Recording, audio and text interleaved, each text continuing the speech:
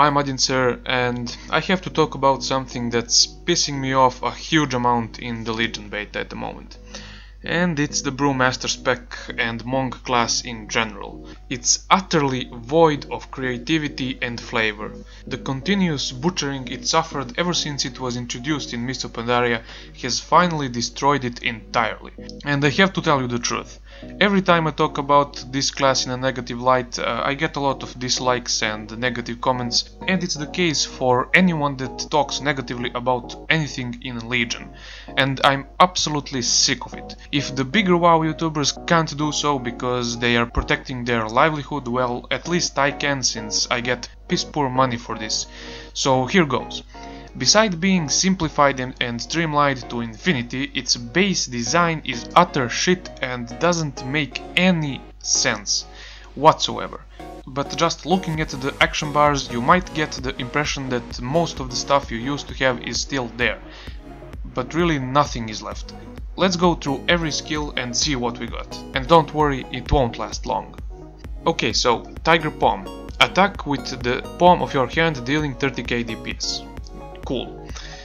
Keg Smash. Smash a keg of brew on the target, dealing 300k damage to all enemies within 8 yards. So basically the same thing as before.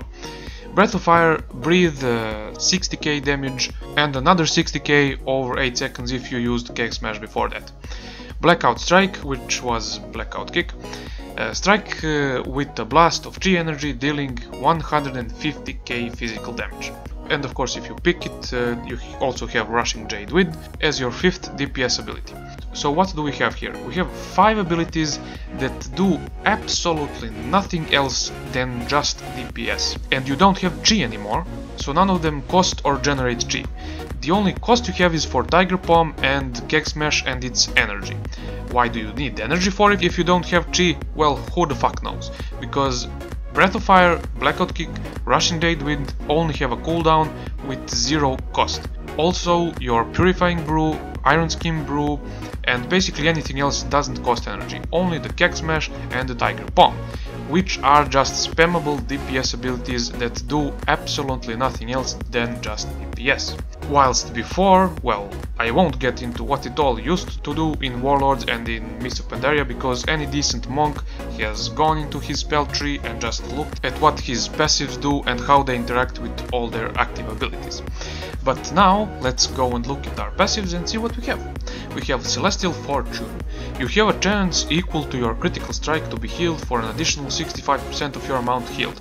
So that's basically a passive healing increase. Nothing to note here. Glyph of the Ox is basically the same as before. It summons a healing sphere beneath you, and that's fine and dandy. Mastery. Mastery has been changed. Each time you are hit by a melee attack, you gain stacking 14% increased dodge chance until your next successful dodge.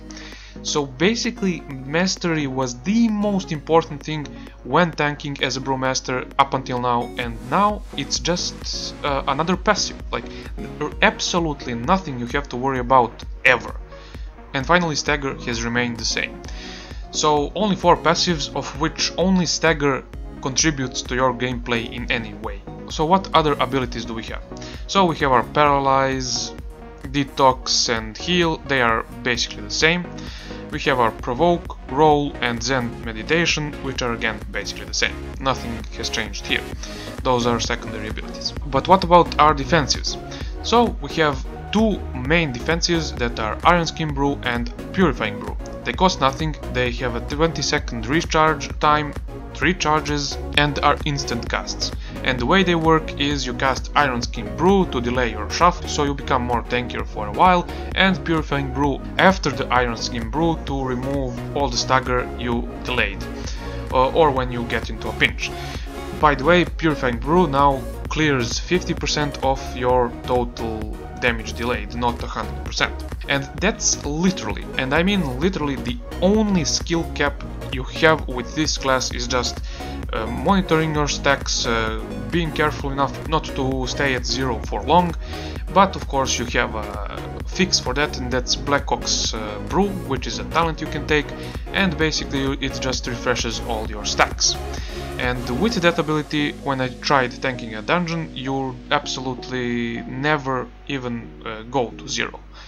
Because the cooldown is way too low on all these abilities. Of course that will be different in raids, but even if that's so, that's basically the simplest strategy for a tank ever. And what do we have then? We have Fortifying Brew, which is the same as before, but has a 2-minute longer cooldown and is a bit stronger. Cool. And Expel Harm is still in the game, but it does what a glyph did in Worlds of Draenor, in that it just consumes all the healing spheres you have on the ground, and that's basically it.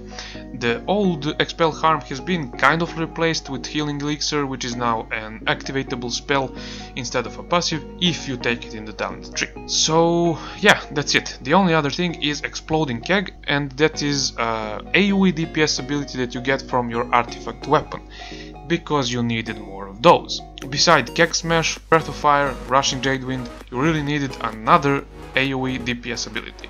And this one actually does have some form of defensive to it, in that when targets get hit by it, their attacks miss for 3 seconds. Like a day ago, it was just one next attack. So yeah, this is a little bit better, but it's still on a 1.5 minutes cooldown, which is way too long to be a vital part of the gameplay. That's it, that's literally it. As a final thing, let's look at the artifact talent tree and see what we have. So, we have increased damage dealt by your Keg Smash. You gain 3% critical chance until cancelled after dodging or healing from Gift of the Ox. Gift of the Ox summons an additional healing sphere when your health drops below 35%. Tiger Palm has a 30% chance to deal 300% of normal damage and reduce the remaining cooldown of your Iron Skin Brew and Purifying Brew by 1 additional second. After using Breath of Fire, you breathe fire 2 additional times, each dealing 21k DPS. And these basically got switched around a bit, literally today, but they're still the same. They're all just passives for defense and offense, nothing else. Let's go further. Increases the duration of Iron Skin Brew by 1.5 seconds. Okay, flat defensive buff, increases your maximum HP, same. Here's a passive speed increase. Staggering around, Fortifying Brew increases the damage you delay with stagger by an additional 6%, so a flat buff to your Fortifying Brew. Smashed increases the yardage of Keg Smash by 10 yards, so it's easier to hit with Keg Smash. Each time Gift of the Ox generates a healing sphere, it has a 15% chance to instead generate a greater healing sphere that heals for twice as much. Again, same thing. And the last big two talents are Activating Purifying Brew or Iron Skin Brew grants you 10% dodge for 1.5 seconds. Again, a passive defensive buff. The other one, Activating Fortifying Brew, grants you 25% more dodge for 21 seconds. Again, a buff to your Fortifying Brew. The only two, and these have been changed literally today, they were the same as everything else, but they got changed today, and it states: Blackout Strike also reduces the damage of the target's next 2 auto attack against you by 6%, and the same as that, increases the damage of your Breath of Fire, blah blah blah, and causes it to also reduce the target's damage done to you by 6%.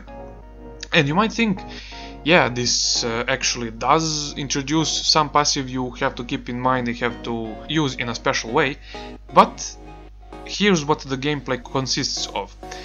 It consists of just spamming the 4 or 5, if you picked it, DPS abilities constantly, because 3 of them don't cost anything, they're just on a cooldown, and you use them basically on cooldown. Because your defensive abilities aren't on the global cooldown and can be used whenever you want. So while the Breath of Fire passive and the Blackout Strike gives you the same amount of survivability, it doesn't matter, because you're spamming it constantly anyway. The only thing that it has going for it is this last talent, if you even pick it. Should I say, if it ends up being viable, the most viable. Keg Smash and Tiger Palm now also reduce the cooldown of Fortifying Brew. So that means that you have to make a decision: either you go for the Breath of Fire and Blackout Kick for 6% more defense, or you go for the Keg Smash and Tiger Palm to reduce the cooldown on your Fortifying Brew. The gameplay revolves just around you spamming the buttons, so there is no real choice. Because Keg Smash, Breath of Fire, Blackout Strike, Rushing Jadewind are on cooldown, between using those abilities you're of course gonna use Tiger Bomb because you don't have anything else, and because they are all on different cooldowns. So let's see, 3 seconds, 15 seconds, 8 seconds and 6 seconds. So they are all on really different cooldowns, so they can all be on their cooldown at the same time, meaning you actually don't have a single decision to make while playing this class. The only, as I said before, the only decision is how to use and how to manage your brews. And that's basically it. That's really boring, really unimaginative, and it really doesn't make any sense, because what do you need energy for anyway? If you don't have chi, if only 2 of your abilities actually cost some energy and one of them is on an 8-second cooldown, what do you need the energy for exactly? Like, it seems to me that this class is totally unfinished. There is simply no way that they planned for it to be played like this. Like, there is simply no way. Unless, of course, they don't give a shit, which is highly likely. But what more likely happened was they saw the abysmal numbers of people playing the monk class in PvE, in PvP, doesn't matter. It's consistently the lowest played class in all respects. They probably saw its complexity as the problem and not the things that I think happened. So first of all, it's the newest class, if we don't count Demon Hunters because they're not out yet. It's the newest class, and most people didn't want to level it from 1 to 90 and then 1 to 100, because there wasn't a level 90 or level 100 boost back then, back when it came out, and even though it had 50% more XP than other classes, it was still a chore to do and a chore to level, which most people don't even want to level, even if the class itself interested them. Then you have a lot of people that got so frustrated the way that the class kept changing every single patch that they simply abandoned it, and in my case I know a couple of people that played the class as their main, and because it got changed so much and got simplified every single patch, they just left WoW entirely. And those 2 reasons, with a couple of more minor ones, just led to those low numbers. So now you have Blizz coming in yet again and just creating this abomination, like I don't know what else to call it. And their whole explanation of the class changes in Legion is that they are being changed in a way so that they represent the fantasy of the class the most. But really, in this case and many others, they failed completely. Yeah, it's called a Brewmaster, and they added like a bunch more brews and made it an integral part of the gameplay, just drinking brews, yay, and throwing kegs. But for the sheer sake of the so-called fantasy, you can't throw everything else out of the window. And by everything else I mostly mean good class, spell, ability and gameplay design. Like, it's not even a question. You can't sacrifice that for anything, let alone a fantasy you yourself think the name represents, because it doesn't represent the same for many people. But that's going into a completely different argument. For now though, like, stay away from the monk entirely. Like, if this is really how it is supposed to play, and by the way, I think the same can be said for the Windwalker monk, but it's actually not this bad, it's just close to being this bad. So for anyone that's thinking of playing a monk in Legion, just forget about it, unless they change it completely for these 2.5 months that are left until Legion. And I doubt that's going to happen. And what else is there to say? Well, I used to love this class. I used to love playing BM in PvE and Windwalker in PvP. Didn't care much for the Mistweaver, but yeah. I loved these 2 specs in Mists of Pandaria and even in Warlords. But seeing it come to this point is just despicable. To the point where I almost cried. I'm not even joking. When I tried leveling the spec and completed the Broken Shore questline and went into a dungeon, I was so sad when I saw what they did to it. And I would actually be glad if someone could explain what their plan is and how the class is supposed to feel and play. If anyone knows, just write it in the comments. You'd be doing me a huge favor. Anyway, that's it for this video. Thanks for watching and see you next time.